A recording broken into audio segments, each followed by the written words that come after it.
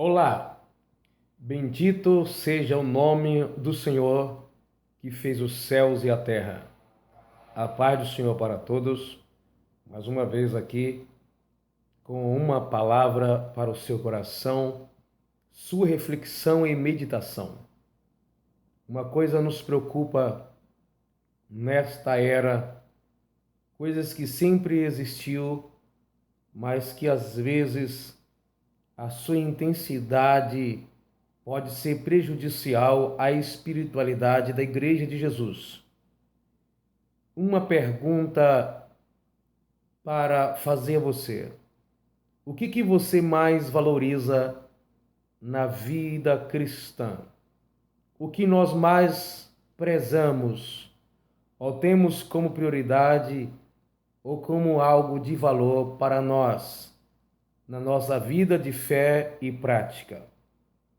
Jesus, certa feita, disse para os religiosos, aqueles que se consideravam os mais espirituais da sua época, ele disse: vós coais um mosquito e engolis camelo. Ou seja, engole o camelo, mas coa um mosquito. Isso é de suma importância para a nossa compreensão, levando em consideração em que muitas vezes nós erramos por preocuparmos em agradar a Deus, e esse agradar a Deus, se não for por orientação do Espírito Santo, baseado na palavra do Senhor, pode nos levar ao fanatismo, a comportamentos parecidos com o dos fariseus nos dias de Jesus. Isso, resumidamente, podemos entender que o mosquito são coisas que são consideradas mínimas, pequenas ou de valor inferior, mas que nós damos mais importância para eles do que para coisas mais importantes ou coisas maiores que devemos nos preocupar mais. Pode ser positivo ou no sentido negativo. Mas vamos pensar um pouco. Eu fico pensando o seguinte: muitas pessoas se preocupam com detalhes da vida religiosa e desprezam as questões espirituais. Por exemplo, na palavra de Deus, nós entendemos que a obra do Senhor precisa de contribuição, precisa da ajuda daqueles que faz parte daquele grupo, os membros daquela igreja, daquela religião. Então isso é claro que isso não precisa nem estar escrito na Bíblia como ordem para sermos dizimistas e ofertantes, porque a obra precisa. Mas isso não é o mais importante da nossa fé cristã, isso não é um sinal de fidelidade para com Deus que venha denotar em nós um comportamento de salvo simplesmente por contribuir e ofertar na casa do Senhor. A misericórdia, o amor, a justiça na palavra do Senhor é mais importante do que ser dizimista e ofertante. É claro que aquele que ama vai contribuir, mas a prática do dízimo e da oferta por si só não quer dizer que eu amo a Deus, que eu adoro a Deus e que sou fiel a Deus. Então nós pensamos o seguinte: Jesus disse para os fariseus, para os religiosos daqueles dias, que eles davam o dízimo de tudo que eles possuíam, inclusive das hortelãs, do cominho, ou de qualquer horta, de qualquer coisa que tivesse debaixo da goteira da sua casa, coisas que nascesse ao redor da sua residência. Eles davam do coentro, de qualquer coisa eles davam o dízimo, mas eles desprezavam o amor, a misericórdia, as qualidades, as virtudes que são essenciais e necessárias em nós. e nós observamos é o seguinte: o dízimo e oferta ou coisas parecidas são necessárias, mas são consideradas pequenas comparada à nossa conduta cristã, que nos faz parecida ou parecido com Deus, como a capacidade de amar o nosso próximo.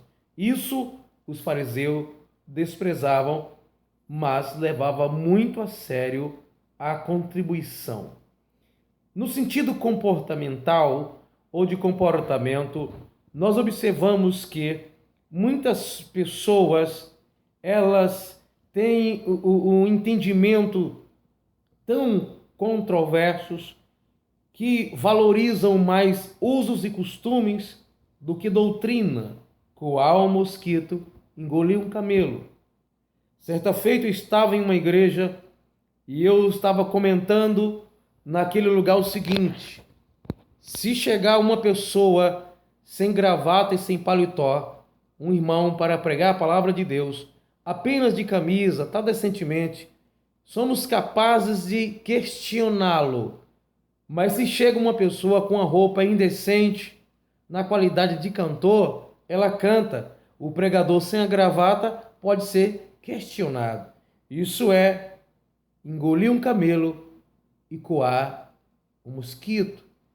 Nós nos importamos com rituais de cultos, com sistema ministeriais de culto no corpo da igreja ali presente, mas tantas coisas que deveriam ser corrigidas, como a indecência, a imoralidade, a nudez, exageros, extravagâncias, coisas que prejudicam, que macula, que traz censura dos presentes. Ora, a igreja é um lugar público que entra crente, descrente, pessoas de outras religiões, pessoas novas convertidas.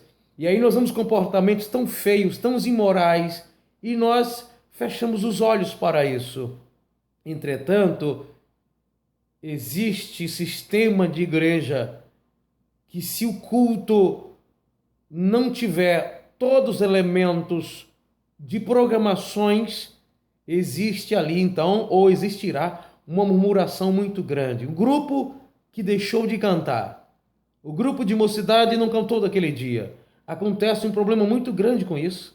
Se o grupo das irmãs, onde tem um sistema a qual eu pertenço também tem, se um grupo de irmãs não canta, vai ter um problema muito grande aquele pastor. Entretanto, se o pastor tolerar pecados e coisas tão evidentes, a gente faz de conta que não está vendo. Isso é também coar um mosquito e engolir um camelo. Levamos em consideração uma gravata, mas deixamos de lado a indecência.